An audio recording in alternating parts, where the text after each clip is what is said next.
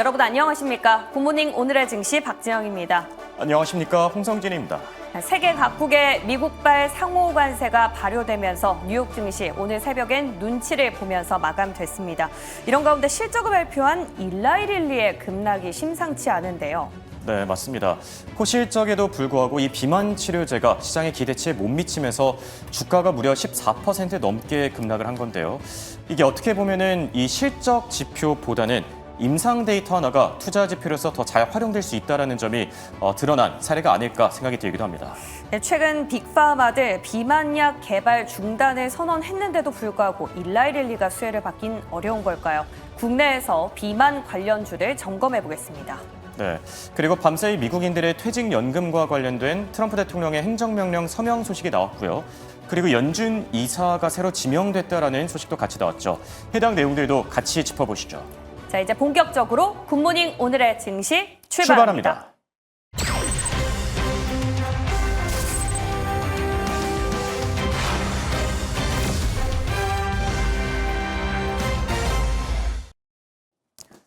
밤사이 미국 증시는 전형적인 전강 후약 장세가 나타났는데요. 트럼프 행정부의 상호 관세가 발효된 가운데 첫째 날에 높은 변동성을 나타내면서 결국 혼조세로 거래를 마쳤습니다. 다우지수는 장 초반만 하더라도 300포인트 넘게 뛰고 있었는데 상승분을 고스란히 반납하고 44,000선 아래로 떨어졌고요. S&P 500 지수도 약보합권에서 거래를 마쳤고 나스닥 지수만 홀로 0.35% 상승한 모습입니다. 자, 그럼 다음 장 통해서 핀비즈 맵의 전체적인 흐름도 같이 살펴볼까요? 오늘은 11개 섹터 가운데 가장 많이 올라줬던 게 유틸리티 쪽이었고요. 반면에 부진했던 건 헬스케어 쪽입니다. 방금 전 말씀드린 것처럼 일라일리리가 14% 넘게 빠지면서 헬스케어 업체들의 투자 심리가 대체로 부진했고요. 자, 그리고 애플 오늘도 3% 넘게 뛰면서 좋은 흐름 이어가고 있고 또 AMD가 어제 낙폭이 너무 과했다라는 지적이 나오면서 지금 6% 가까이 반등한 모습입니다. 한편 채권과 외환 시장의 흐름도 높은 변동성이 나타났는데요. 어제 10년물 국채 입찰이 진행됐다면 오늘은 30년물 국채 입찰이 진행됐죠. 응찰률이 2.27배로 나오면서 2023년 이후에 가장 낮은 수준을 기록한 건데요. 채권 금리에도 상방 압력이 가해진 가운데 10년물은 4.24%까지 올라섰고요. 달러 인덱스는 98 초반까지 떨어졌고 현재 여객 시장에서 원달러율은 1,383원대에서 거래 중입니다. 자, 그럼 다음 장 통해서 외신들이 주목했던 키워드들 하나씩 확인해 보시죠. 자, 오늘 준비한 첫 번째 키워드는 바로 연준과 관련된 소식인데요. 사진 속에 나와 있는 이 인물, 트럼프 대통령의 경제 책사로 알려진 스티븐 마이런입니다. 자, 현재 백악관 경제자문위원회 위원장을 맡고 있는 인물인데요. 마러라고 합의의 이 설계자로도 알려진 인물이죠. 내년 1월까지 연준의 임시 이사직을 맡게 됐는데 앞으로 연준에 대한 트럼프 대통령의 이 영향력이 갈수록 커지지 않을까 생각이 들고요. 자, 다음 장에는 실업 지표를 같이 볼까 하는데요. 네, 주간 실업수당 청구 건수 22만 6천 명으로 나오면서 예상치보다 더 높게 나온 겁니다. 표를 보시면 지난주에 비해서도 더 늘어난 모습이고요. 일주일 사이 무려 7천 명이 늘어난 건데요. 지난주 고용 쇼크 여파가 워낙 컸던 만큼 당분간 실업 지표들, 고용 지표들 조금 더 예의주시해야 되지 않을까 싶고요. 자, 이어서 세 번째 키워드, 러트닉 상무부 장관의 발언입니다. 미국의 반도체 공장을 짓게 되면은 관세를 부과하지 않겠다.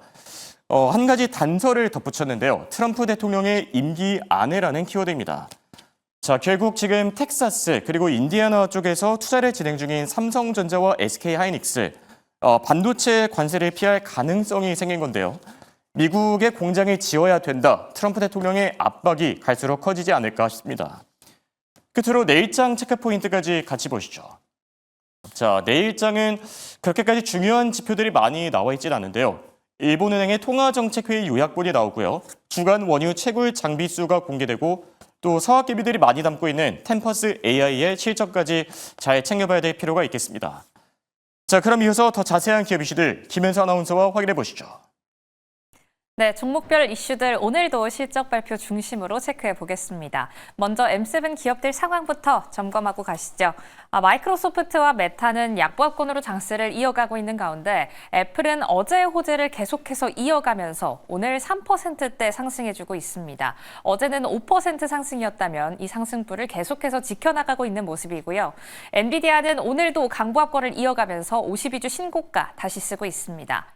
오늘 장 안에서 좀 주요하게 봐야 될 건 아무래도 일라이릴리의 실적인데요. 다음 장 통해서 일라이릴리 실적 파고들어 보시죠. 실적과 함께 앞서 언급됐던 임상시험을 조금 더 면밀히 체크를 해봐야겠습니다. 주가에는 어떻게 반영됐는지 확인해 볼게요. 실적 일단 어떻게 나왔을까요? 매출과 EPS 모두 예상치를 상회했습니다. 시장이 기대하던 수치, 예상했던 수치를 수치 단으로는 뛰어넘었는데 그럼에도 불구하고 장중의 흐름 체크해 본다면 오늘 일라이릴리는 장중 14% 넘게 급락하는 모습이었습니다. 장 초반에 그러니까 장 전에 실적이 발표됐는데요. 이 전에 실적이 발표되면서 장 초반부터 급락하면서 출발했고 이 하락세를 이어가면서 오늘 14% 넘게 떨어졌습니다. 실적과 함께 어떤 이야기가 나왔길래 주가가 급락을 했을까요? 한번 체크해 볼게요. 비만과 당뇨 치료제 매출을 우선 체크를 해봐야겠죠. 일라이릴리가 밀고 있는 대표적인 세 개의 치료제입니다. 젯바운드와 함께 마운자로 그리고 벨지나오 함께 실적을 확인해 볼 텐데요. 매출을 확인해 본다면 전반적으로 수치 자체는 오름세를 보였습니다. 젯바운드 같은 경우에는 전년 대비해서 100%가 넘게 올랐는데 노보노디스크와 함께 비교해서 보시면 좋을 것 같아서 차트를 한 가지 준비해 왔습니다. 왼쪽에 있는 초록색이 젯바운드의 매출이고요. 오른쪽에 있는 빨간색이 노보노디스크의 매출입니다.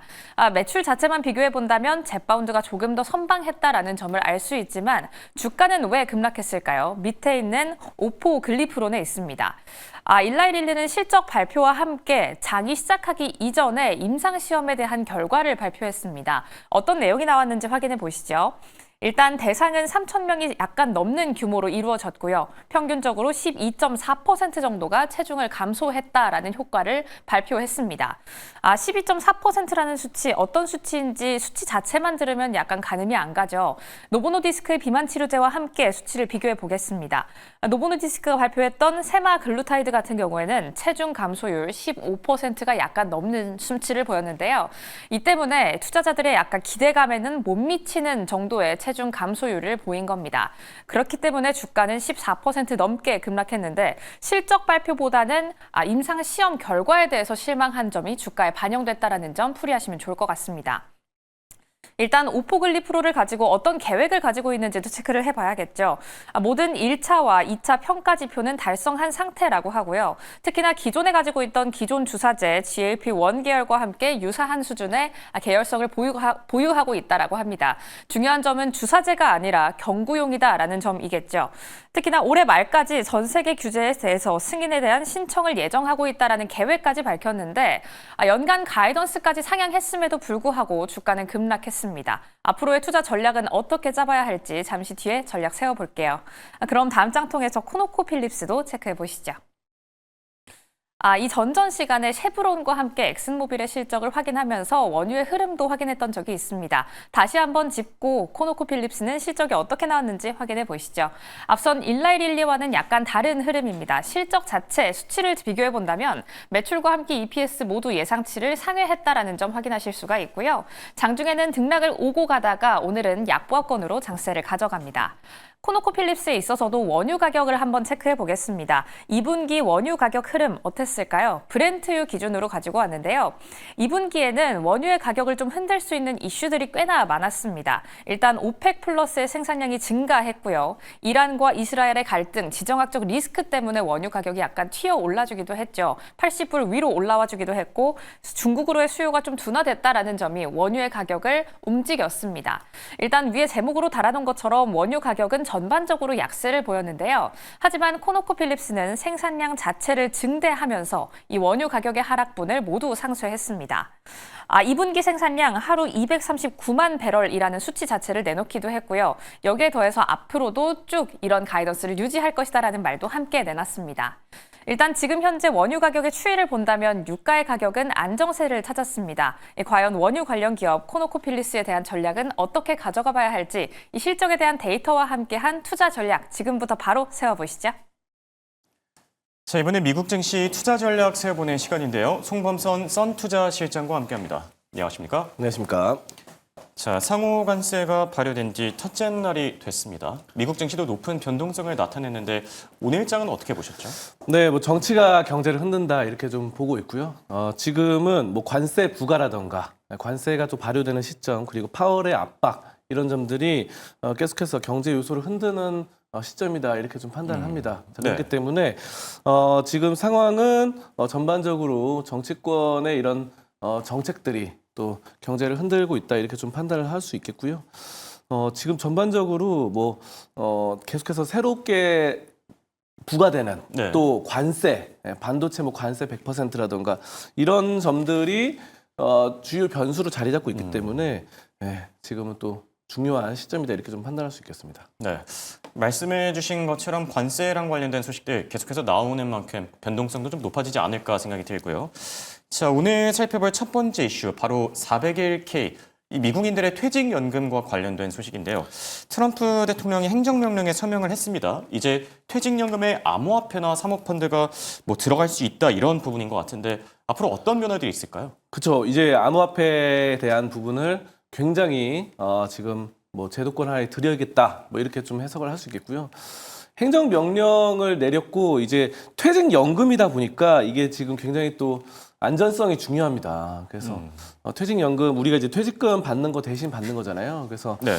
지금 이게 바로 트럼프의 401k 이게 퇴직연금입니다, 여러분. 근데 이제 퇴직연금으로 하는 건데 이거를 암호화폐로 한다는 거는 돈 대신 이제 비트코인 주겠다 이거랑 마찬가지거든요.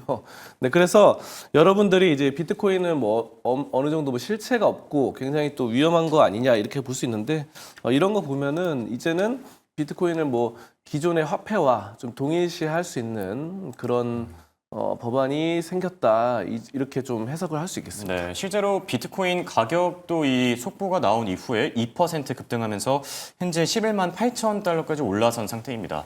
그러니까 결국에 퇴직연금에 이제 가상자산을 포함할 수 있게 된다. 이런 부분이 좀 포커스가 아닐까 싶기도 하고요. 자, 그리고 임기 안에 트럼프 대통령의 임기 안에 미국의 반도체 공장을 짓게 되면은 관세를 면제해 주겠다. 이런 관세 속보들도 나왔는데 어떻게 보셨죠? 그렇죠. 뭐 이 얘기는 사실 뭐 오늘 처음 나온 건 아니고 이제 뭐 예전부터 말이 있었죠. 그래서 이것 때문에 삼성전자도 계속해서 이제 미국에 투자를 했었고, 네. 또 뭐 반도체뿐만이 아니라 이제 이건 반도체만 해당되는 게 아닌 것 같아요. 오늘은 이제 미국에서 반도체에 대해서만 얘기를 했죠. 네. 이거는 이제 반도체 100% 관세 부과를 한다고 해서 반도체에 대해서만 이렇게 말했지만 사실 뭐 자동차도 그렇고 철강도 그렇고 현대차도 지금 많이 짓고 있잖아요, 미국에. 그렇죠. 그런 미국에서 짓는 모든 미국에서 생산되는 그런 공장 모두가 이제 무관세입니다. 그렇기 때문에 어제도 이 시간에 말씀드렸던 애플 같은 경우도 핸드폰, 스마트폰을 제조하는데 이런 것도 미국에서 생산한 무관세가 되고 다른 중국이라던가 이런 데서 하면 관세 붙듯이 이런 것들은 사실 처음부터 제조업을 살리기 위한 트럼프 대통령이 사실 뭐 미국이 완전 서비스업 국가가 돼버렸기 때문에 예전에 그 찬란했던 미국의 제조업들 막 그런 거 있잖아요. 필라델피아 뭐 이런 디트로이트 공장 이런 제조업들이 지금 많이 죽었어요. 그리고 미국의 이런 뉴욕이라든가 이런 대도시 말고 조금만 외곽으로 나가 보면요, 전부 다 이 도시가 뭐 쇼핑몰 커다란 거 이런 게 막 텅텅 비어 있고 이런 게 많습니다.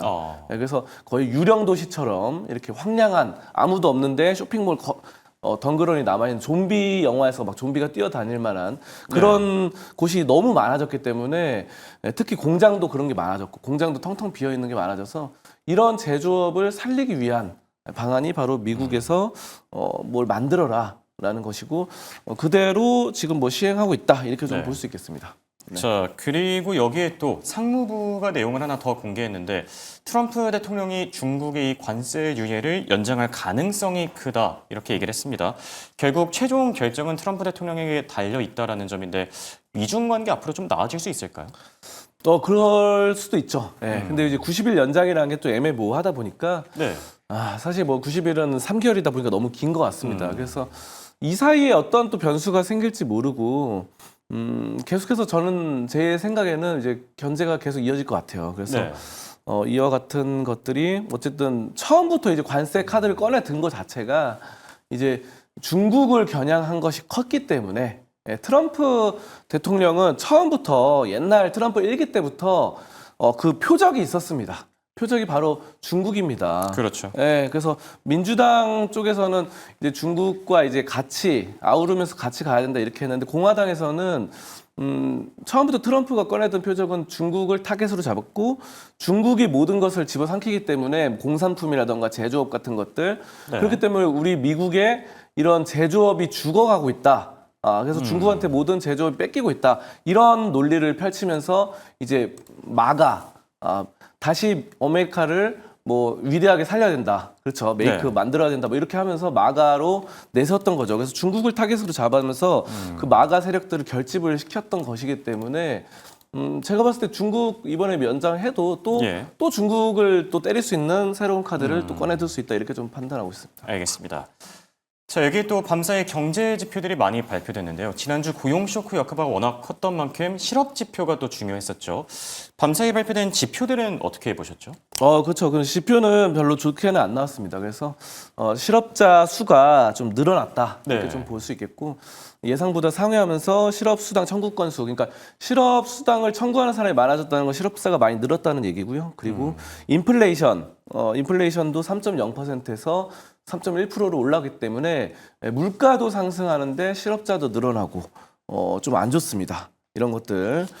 그래서 뭐 30년물 국채 입찰도 응착률이 지금 별로 안 좋아요. 그래서 많이 최저치다 뭐 이런 말이 나오고 있는 2023년 이후 최저치다 이런 말이 나오고 있어서 전반적으로 지표는 좋지는 못했다 이렇게 좀 판단할 수 있겠습니다. 네. 여기에 또 영국 쪽에서는 금리를 내렸다라고 합니다. 지난주 FOMC에서 이제 금리 동결이 이루어졌는데 영국은 또 내리고 있고 3개월 만에 추가 인하라고 하는데 이건 어떻게 보시죠? 그렇죠. 영국도 굉장히 높았습니다. 네. 금리가. 그래서 지금 미국은 30년물 국채 금리가 막 5% 가까이 이렇게 되거든요. 넘나들고 네, 했었죠. 5%. 근데 이제 영국도 4%, 뭐 4.25%뭐 이렇게 돼가지고 야 이렇게 강대국들이 정말 돈이 예. 많고 경제적으로 발전한 국가들이 높았는데 영국이 먼저 카드를 꺼내든 거죠. 그래서 BOE, 그러니까 뱅크 오브 잉글랜드가 바로 영국 은행에서 금리 인하를 했다라는 점이고요. 이거는 뭐 어쩔 수 없죠. 지금 왜냐하면 영국보다도 그 GDP 규모라던가 경제 성장 규모가 낮은 개발도상국 국가들도 사실 뭐 4%가 안 되는 국가들도 있어요. 그렇기 때문에 뭐 지금 이런 것들은 3개월 만에 추가 인하를 했다는 거는 뭐 긍정적이다 이렇게 판단하고 이런 점들은 좀 긍정적으로 볼 수 있겠고요. 다만 이제 제가 또 금리를 쭉 보니까 브라질 이런 데는 또 막 13%, 14%막 이렇게 하더라고요. 네. 그리고 인도도 막 엄청 높더라고요. 10% 이렇게. 그렇기 때문에 그런 또 개발도상국과 또 다르게 구분해야 된다. 근데 이제 선진국 계열에서는 또 가장 높은 축에 속하는 상황이었는데 이제는 좀 4% 아래로 좀 떨어질 수 있는 그래서 미국도 따라갈 것 같아요. 결국은. 그래서 미국 역시 금리 인하를 좀 촉발할 수 있는 그런 포인트가 아닌가 이렇게 싶습니다. 네, 알겠습니다. 자, 종목 이슈들로 한번 넘어가 볼까 하는데 밤사이 큰 이슈가 있었던 것 중에 하나가 바로 일라일릴리입니다. 호실적을 공개했음에도 불구하고 이 비만 치료제가 기대에 못 미쳤다 이러면서 주가가 생각보다 많이 빠졌는데 국내 제약 업체들, 바이오 업체들도 좀 걱정이 되는 부분이거든요. 일라일릴리는 어떻게 보고 계실까요?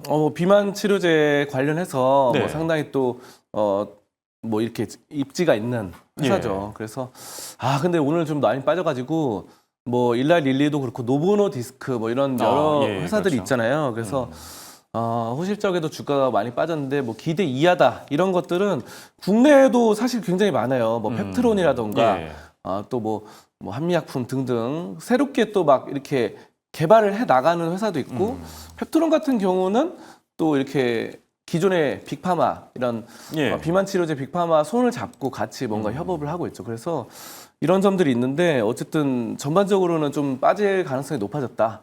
우리나라 지금 화면에 나오는 한미약품이라던가 뭐 펩트론이라던가 국내 증시에도 좀 영향이 있겠죠, 아무래도. 클 것 같습니다. 예. 그래서 오늘 바이오주는 좀 약세로 돌아서지 않을까. 왜냐하면 국내에서도 사실 뭐 셀트리온이라던가 뭐 셀트리온 그러면 바이오시밀러 대장이잖아요. 그리고 네. 삼성 바이오로직스 같은 뭐 CDMO 이런 것들은 잘 안 올랐어요. 근데 이제 펩트론은 작년부터 해가지고 꾸준히 좀 올랐거든요. 그렇죠. 그래서 비만 치료제 관련은 이게 뭐 당뇨병과도 관련이 있죠. 그래서 당뇨병하고 비만 치료제 같이 하는데 비슷하게 좀 치료를 할 수 있기 때문에 성분이 같아서. 근데 이제 꾸준히 이렇게 펩트론도 차트를 지금 보시면 올랐잖아요. 근데 이런 것들이 일라이릴리가 좀 꺾인다고 한다면은 사실 일라이릴리 차트는 뭐 많이 좀 꺾여 있는 상태거든요. 예. 사실 이거는 일라이릴리는 2024년 8월에 가장 고점이었고 지금 최근에 계속 꺾이다가 오늘 대폭 하락을 했어요. 근데 이런 거 보면은 펩트론이라던가 이런 부분들이 바로 이렇게 지금 보시면 화면에 예. 이렇게 좀 하방 곡선을 하방 차트를 좀 이루고 있거든요. 그래서 이런 거 보면은 우리나라 그 뭐 대봉 LS라던가 아니면은 펩트론, 한미약품 등등도 오늘 좀 약세, 그동안의 상승세가 좀 빠지지 않을까 이런 네. 예상도 되고 있습니다. 알겠습니다. 일라일릴리 관련 소식들 간단하게 체크해 봤고요. 자, 그리고 밤사이 인텔이 또 3% 넘게 빠졌는데 인텔은 어떤 이슈 있었죠? 그 인텔은 사실은 원래는 좋은 상황이어야 되는데 네.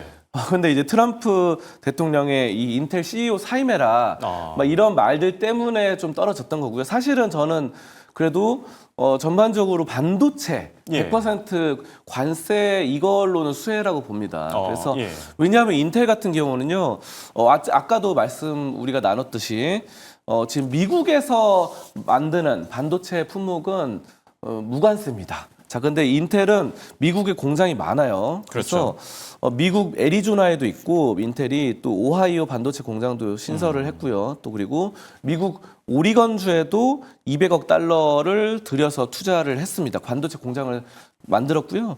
또 인텔은 뉴멕시코 공장에도 지금 설립을 했죠. 그래서 네. 공장이 많아요, 여기저기. 그래서 미국에서 원래 출발한 만큼 다른 외국 반도체 회사보다 빠르게 반도체 이런 산업에 좀 적응을 할 수 있는 게 바로 인텔이다. 이렇게 말씀드릴 수 있겠는데요. 다만 이제 트럼프가 이제 한마디 했어요. CEO를 뭐 사임해라, 즉각 사임해라 뭐 이래가지고. 왜 그랬던 거죠? 그러니까 중국 기업과 관련 의혹이 있습니다. 그래서 뭐 이제 트럼프가 이제 어제는 또 인도에다가 또 압박을 넣은 것도 폭탄 관세 한 것도 러시아랑 뭐 석유를 뭐 사들인다 이런 것처럼 여기 인텔 같은 경우는 중국하고 이제 연관이 있어가지고 네. 이런 점들이 계속해서 지금 압박의 카드로 나오고 있고 뭐 빠르게 좀 사임을 해야 된다. 막 그러고 하는데요.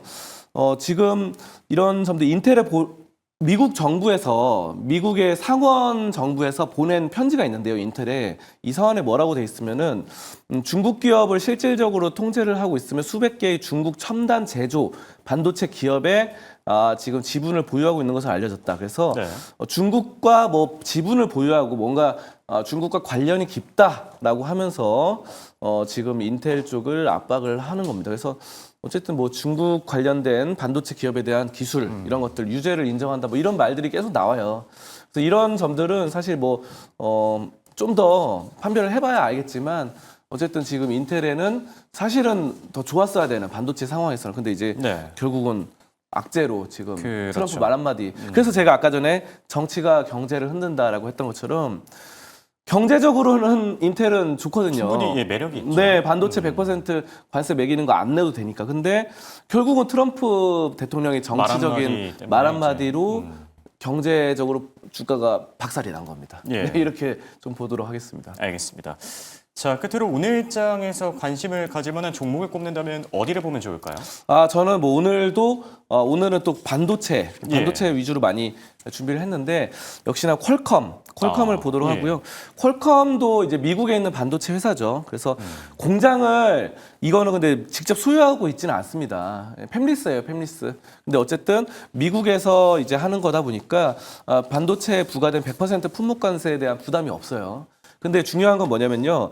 어쨌든 삼성도 미국에 지금 진출 많이 해 있고 텍사스 공장이라던가 TSMC도 대규모 자금으로 미국에 공장을 설립했거든요. 그래서 실제로 네. TSMC도 이번 반도체 100% 부과하는 거에 영향을 안 받습니다. 사실은 그렇죠. 실질적으로. 왜냐하면 미국에 공장이 많아요. 그래서 TSMC한테 파운드리를 주든 삼성한테 주든 뭐 어디를 주든 간에 미국 내로 들어온 공장에 일을 맡기면 관세 부담이 전혀 없어요. 그렇기 때문에 퀄컴은 좋고 퀄컴은 요즘 잘하고 있는 게 여러분 들어보셨을 텐데 스냅드래곤이 있습니다. 그래서 네. 스마트폰 이렇게 하면은 스마트폰에 이 AP가 있어요. 그러니까 AP라는 건 스마트폰의 두뇌 같은 겁니다. 네. 뇌인데 그게 스냅드래곤이 굉장히 잘하고 사실상 삼성전자가 엑시노스가 있는데 엑시노스보다 한 단계 위다. 성능이 더 좋다라고 보는 게 스냅드래곤이죠. 그래서 근데 이번에 삼성전자 같은 경우는 플립 7에 엑시노스를 적용해서 욕도 많이 먹더라고요. 근데 이제 예. 어쨌든 뭐 엑시노스도 잘 가야 되는데 스냅드래곤이 성능상 몇 단계 위다라고 평가를 받기 때문에 저는 퀄컴이 이런 스냅드래곤 판매에 더 박차를 가하지 않을까 이번 반도체 이슈로. 그래서 저는 퀄컴을 주요 기업이다 이렇게 좀 보도록 하겠습니다. 네, 탑픽 주로 퀄컴까지 꼽아주셨습니다. 지금까지 도말씀의 송mom선 썬투자실장과 함께했습니다. 감사합니다. 감사합니다.